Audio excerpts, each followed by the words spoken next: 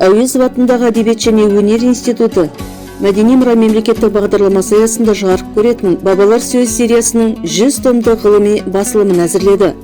Оқырман назарына ұсынылып отырған аталмыш серияның кезекті 53-ші, 54-ші және 55-ші томдары ғашықтық жырларға арналған. Аса бағалы эпостық мұралардың бірі Қыз жібек екендігі баршамызға белгілі. Бұл томға Қыз жібек эпосының Мұсабай жырау, Жүсіпбек қожа, Шегемен Қаршыға ақындар жырлады делінетін ең негізгі әрі таңдаулы нұсқалары енгізілді. Жырдың 15-тен аса нұсқалары ауыздан ауызға, ұрпақтан ұрпаққа ауысып, бүгінгі күнге жетті.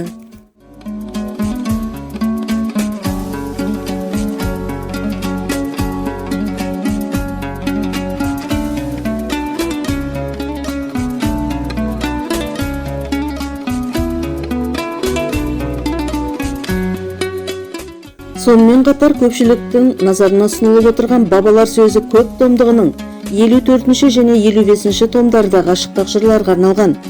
Бұл томдарға қазақ халқының сан ғасырдан айтылып, құлақтан құлаққа, ауыздан ауызға, бірден бірге жетіп, бүгінгі ұрпағымен аман есен қауышқан ең көне мәдени жәдігерлердің бірі Қозы көрпеш баян сұлу эпосының таңдаулы бірнеше нұсқалары енгізіліп отыр.